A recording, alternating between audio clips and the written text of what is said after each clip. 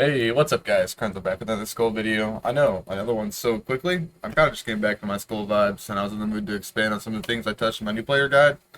With that being said, if you're enjoying the videos, please give it a thumbs up, and if you're not subscribed, do yourself a favor and hit that tempting little button down below so you don't miss any Skull content.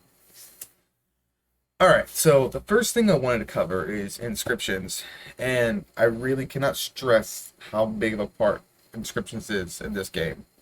And personally, I didn't pay any attention to inscriptions the first maybe 4 chapters of the game.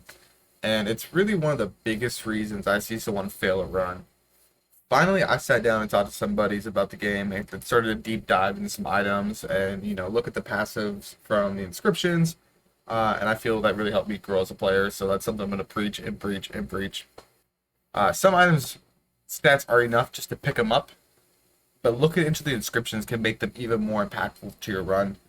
But something I realized over time is when to abandon ship on hoping for a specific inscription item to drop. This game is really focused on making you think on your feet in your current build, and there's no cookie cutter answer to the question on when do you stop building a specific inscription. Sometimes having 2 or 3 items into an inscription can make that much of a difference, and you can build a sub inscription kind of on the side of what you're currently building that could complement the build rather than helplessly praying to the RNG gods to bless you with an item.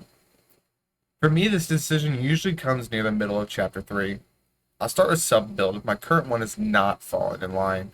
Now there's a few outlier items that make what I say 100% false. A few key items in my mind would be Hope Slasher, an insane physical item, Voodoo Doll. It's really nice. Oh shit item. Oh my god, I just died. I don't want to end my run here. And then there's Kyrian Sword, which, I mean, unless you're going pure magical, I can't really think of a situation where you pass up on Kyrian Sword. And that's just my opinion.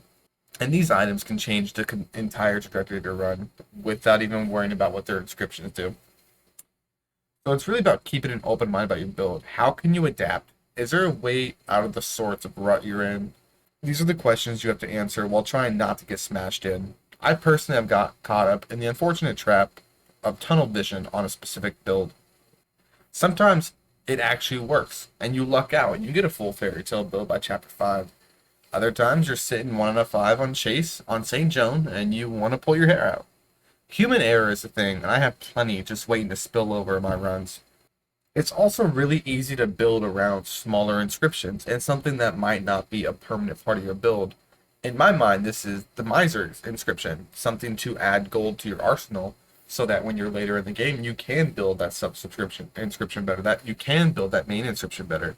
Getting 3 out of 3 on something, no matter what it is, Volcano or Miser, it's something that's easily accomplished on your run and can really make the difference of having a semi-good run or a great run. It really depends, Did the items fall in your favor? Can you reset shopping? Did you get the right quintessence? Can you afford to heal this time?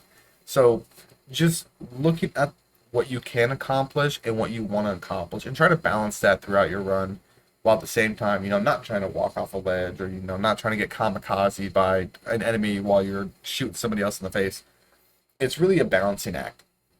Secondly, the biggest obstacle in the game when I think about it is getting hit by stupid stuff while we're on the topic. Falling in a trap, letting the enemy kamikaze you. I cannot preach muscle memory enough. It is really a thing.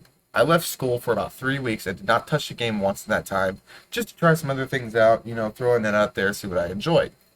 When I came back, I really did not skip a beat, truth be told. Yeah, I still made some mistakes here and there. I really don't have to think about my pathing too much throughout my runs or what attacking enemy's going to throw my way. I guess going on a 4-month school marathon can kind of have that effect on someone, but you just got to put that practice in. Practice not getting crushed, not getting kamikaze, not accidentally walking off the edge, or unplugging your controller while taking a drink. All of these things will tremendously help your run. Now, the way I usually build it is, it really depends on what I get. A prime example is the Archer.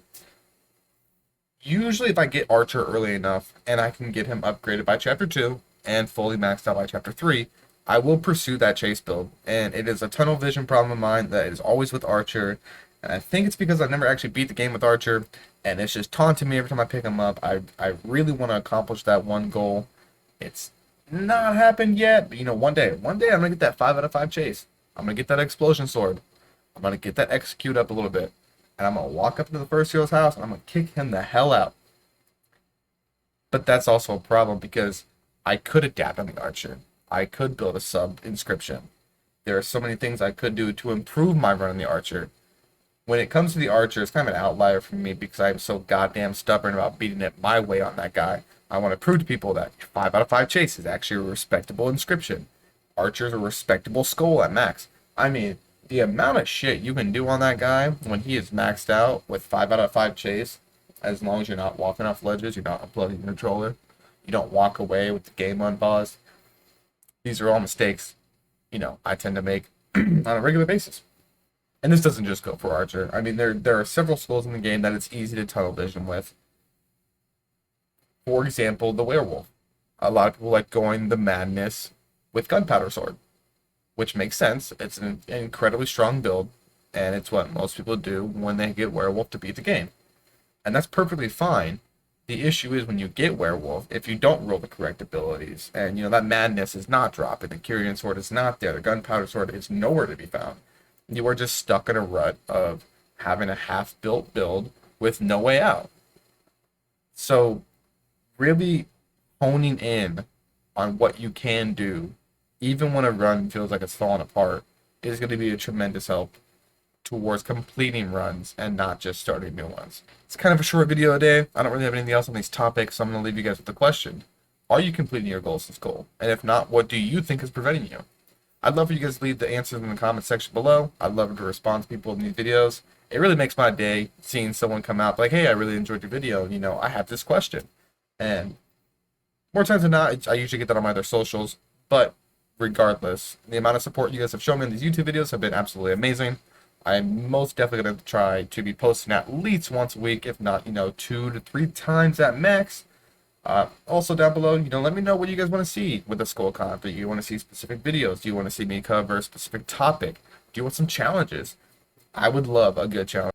If you made it this far in the video, once again, don't forget to drop a like, hit that subscribe button, and don't miss out on any of this juicy Skul content. I'll leave my socials in the link below. I'll catch you guys in the next video. This is Krenzo, signing off.